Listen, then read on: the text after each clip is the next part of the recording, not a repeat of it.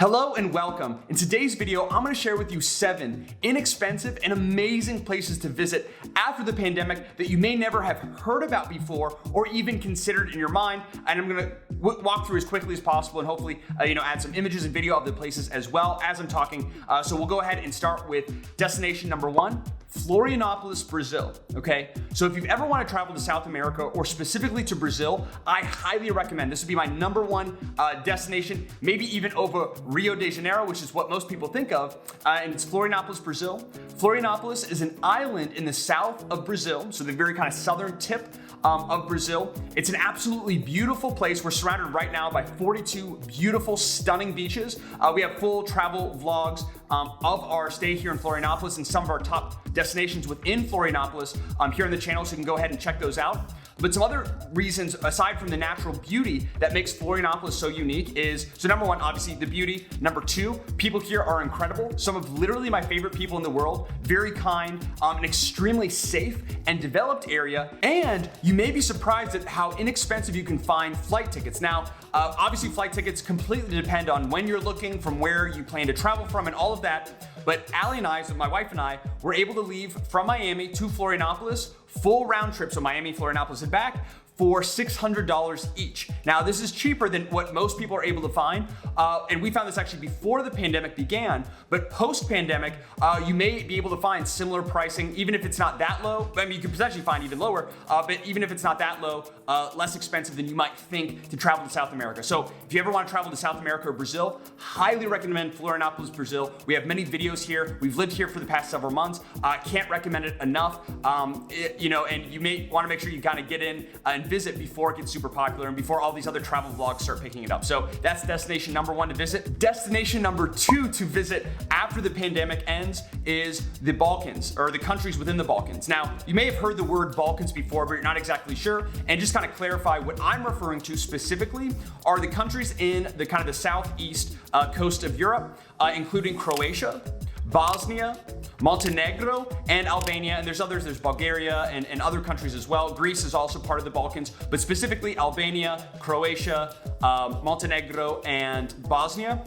We've done a lot of research and we're actually going to be planning, and we'll see if it all shakes up, but my wife and I, Allie, are actually going to be visiting these countries in the Balkans after the pandemic ends, and there's a few reasons. So number 1, based on all the research that we've done and with contacts that we actually have in these countries, it's a very safe area.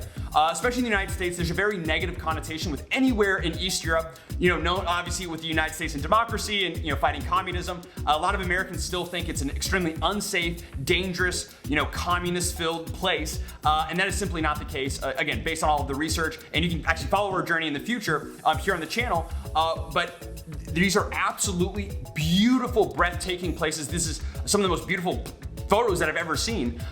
Beautiful coastline, medieval cities. In Albania, beaches that look just as nice and as beautiful as Greece, and you wouldn't know the difference, yet significantly cheaper because, number 1, a lot of people don't know already, and these tend to be inexpensive places to travel, period, especially for foreigners. Number 2 is because these countries, and any country that relies heavily on tourism for their economy, are likely going to be giving travel incentives, which we'll talk about a little bit more in kind of the next travel destinations. So beautiful, incredible places, safe, and likely to have, even if there's not, any kind of formal, discounted flight tickets or discounted hotel or Airbnb stays, there may be likely just inexpensive plane tickets or inexpensive Airbnbs and hotels from the lack of demand that the pandemic has caused. So just something to kind of look out for. Countries in the Balkan area, look at kind of Southeast Europe, those countries kind of north of Greece, really, really beautiful area. We're going to be going, we're very excited. And destination number 3 to visit after the pandemic is Sicily, Italy, and really Italy overall. But with Sicily specifically, the government has actually set aside, I think, about $75 million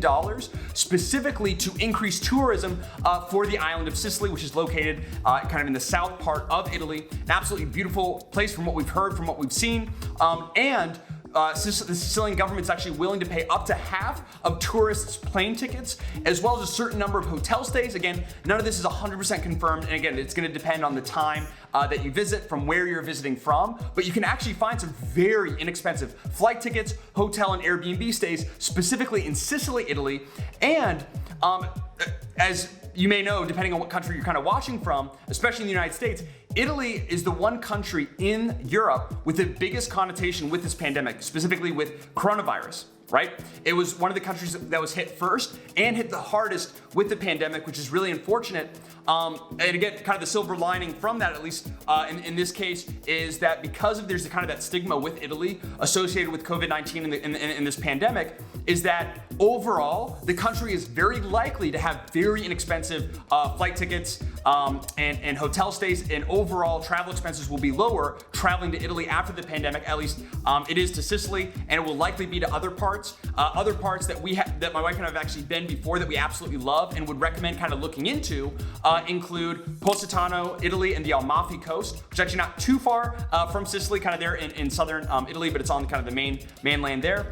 Tuscany, Italy, and Florence, Cinque Terre, and the Dolomites. And actually on this trip, or our next trip that we've planned, we're gonna start in the Dolomites before entering in through the Balkans. Again, because we are likely gonna be able to find very inexpensive flight tickets there. So just something to kind of keep an eye out. Italy overall, because of the connotation and the stigma with the pandemic, will, especially with Sicily, will likely have inexpensive travel expenses overall. And of course, Italy's a beautiful, incredible country, so be sure to add that to your list. At number 4, we have Cancun, Mexico. And really, again, Mexico overall, similar with Italy, with Cancun specifically in Mexico, the government is actually willing to pay or give you 2 free nights of stay for every 2 nights that you pay, okay? And that's the current kind of offer that's being had. Again, how long this will last, be sure to do your own research and just double check to make sure. But as of now, the government is stating that for every 2 nights that you pay, they'll give you 2 free nights of stay, which is really great. And I know a lot of other resorts, because I'm getting a lot of YouTube ads and Facebook ads